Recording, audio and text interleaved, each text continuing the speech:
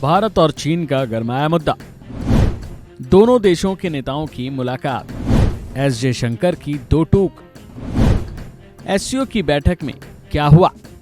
Kazakhstan की राजधानी Astana में आयोजित शंघाई सहयोग संगठन यानी एससीओ की बैठक में कई देशों के अहम मुद्दों पर चर्चा हो रही है, जिसमें भारत और चीन का मुद्दा भी गरमाया। इन मुलाकातों में कई मुद्दे हल होने की उम्मीद है।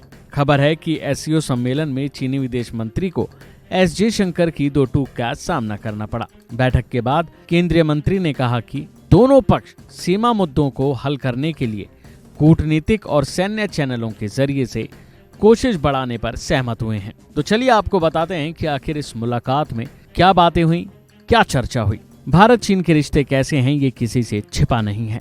सीमा को लेकर विवाद पहले से रहा है। वास्तविक नियंत्रण रेखा यानी एलएसी पर जारी गतिरोध के बीच विदेश मंत्री एस जयशंकर ने गुरुवार को अस्ताना में शंघाई सहयोग संगठन यानी एससीओ शिखर सम्मेलन के दौरान चीनी विदेश मंत्री वांग यी से मुलाकात की।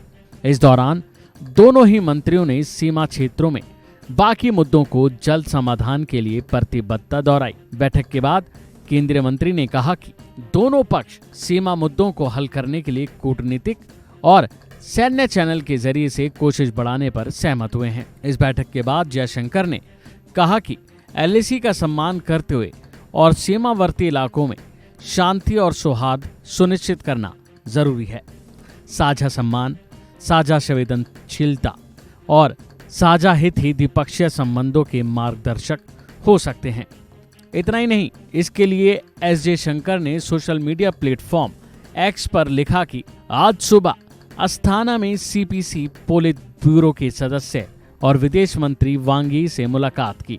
सीमा क्षेत्रों में शेष मुद्दों के शीघ्र समाधान पर चर्चा हुई। उस लक्ष्य के लिए कूटनीतिक और सैन्य चैनलों के माध्यम से प्रयासों को दोगुना करने पर सहमति हुई। एलएसी का सम्मान करना और सीमा क्षेत्रों में शांति सुनिश्चित करना आवश्यक है।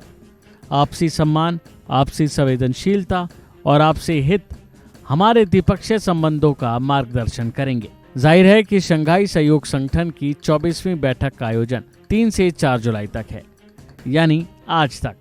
एससीओ में भारत, चीन, पाकिस्तान और रूस समेत 9 देश हैं। विदेश मंत्री एस जयशंकर इस समिट में भारत का प्रतिनिधित्व कर रहे हैं।